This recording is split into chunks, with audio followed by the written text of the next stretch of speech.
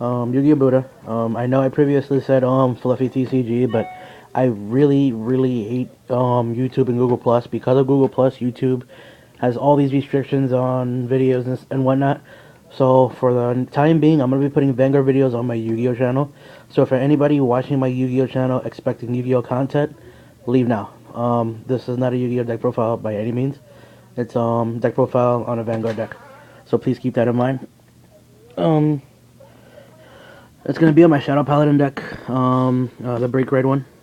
This is not Revengers. This is now post set 12 because it is Friday, so that means the set is legal. But this is more of a, not really a budget build because there is somewhat expensive cards per se in here. Because Mordred is like $10, but yeah. Let's get to the deck profile. For the starter, the starter guy Soldier Bug, Creeping Nerd Goat, the promo. His skill, he is a Forerunner. Oh my god, he's like, oh my god, Shadow Paladins have a Forerunner. That means we could do that. Yeah, shocking. Skill, Counterblast 1, put into Soul, so Counterblast and Soul Charge. Top 5 cards for a grade 3 or greater, add it to your hand. So pretty much he makes the deck viable, he makes the deck consistent by looking for Mordred to start the break right off and then right to your grade 3 of preference. So pretty much preference-wise, Dark Goat, if you can't find them, there's new Forerunners in set 12 that you can work with, so bear that in mind. I'm going to start with the grade 3s. Excuse me. We play 3 more Defend. I have 3 more Defend, excuse me. Ideally, you want to play 4. Mordred is your ideal break ride. What he does, again, I'll explain him again. I don't care. If you watch the previous video, I'll keep explaining my cards because I like my viewers. Break ride, you have to counterblast 1 to break ride successfully. If you ride grade 3 over him and don't counterblast, there is no break ride. Keep that in mind. So, ride grade 3 over him, counterblast 1. Search your deck for any grade 2 or lower Shadow Paladin. Superior call it, give it +5, and then give your Vanguard +10. And not to, and his other skill, of course, when he's in Vanguard Circle, he swings 13 at Vanguard, so he gets +2. In place for the Raging Forms, I play 3 Oldona, if you don't remember what he does. He's a Limit Break. I know, it's really old. Counterblast 2, retire 2 Shadow Paladins, and draw 2 cards. He gets +3 when he swings at Vanguard. Not to mention his skill of already getting +3 when he swings at Vanguard, so ideally he'll be 16 on Limit Break. But without Limit Break, he'll be 13, and this is without boosting. He's great. He builds hand, and another card I'm playing as my last grade 3 to round out the grade 3s. Witch of Talisman Etain, Witch of Curse Talisman Etain. Her skill is pretty kinky, pretty cute. Limit Break 4, just like Eldona, and it also has the skill of Eldona when it swings at Vanguard while the Vanguard Circle gets +3. Her skill is Counterblast 2 and retire 2 Shallow Paladins. Mouthful. Just like Eldona. Whenever at the beginning of the guard step, when she's attacked in Vanguard Circle, choose one of your rear guards that is not attacking nor boosting and retire it. So pretty much a rear guard that's standing, or a rear guard that's already boosted. So it's either, if your opponent's swinging left to right or right to left and leaving Vanguard for the second attack, ideally you want to kill the last one that's standing. So if you say 2 to pass, he has to put all triggers on him and risk it.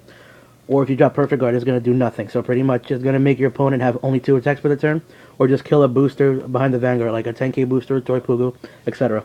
Cute card. Unfortunately, if I do end up playing Revengers, this is Raging Form, and if I get the 4th Mordred, I'm going to play all Eldona. But yeah, great, interesting choices for me in terms of grade 3. On to grade 2s. Also keep in mind, this is not Revenger, but I do like the new Revenger support because, you know, it helps take out all the old cards that were in the Shadow Paladin deck. 4 Rugos, vanilla. Continuing vanillas, I only have 2 of the old Rugos. 6 10k vanillas. Beat sticks are good. Beat sticks are amazing. Gets rid of those 12ks after they try to, you know, overkill. Vortex. Blaster Dark Spirit. Reason I play it. He's still a Shadow Paladin, even though he is a Gold Paladin at all times. You use Mordred's skill after you break wreck to Superior Call him.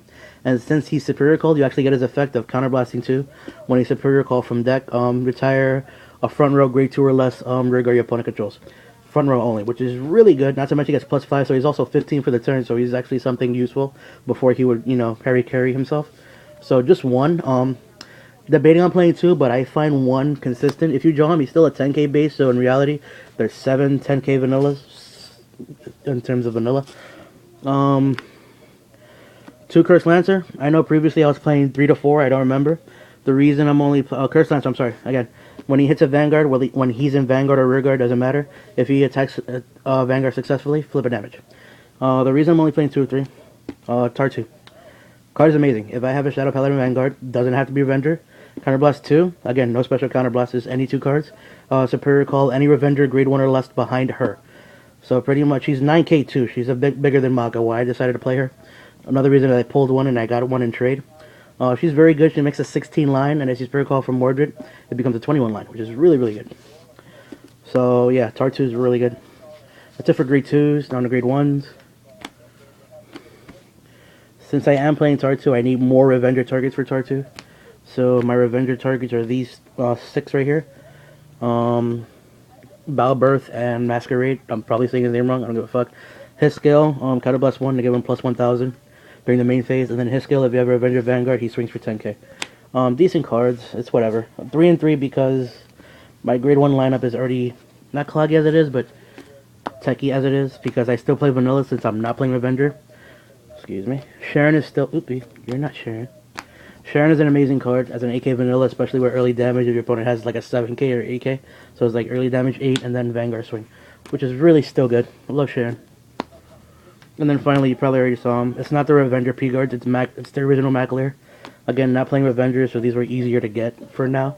If I do go Revenger, of course, I have to, you know, tag these out with the new Revenger triggers, or Revenger P-Guards, but still, Force pretty good.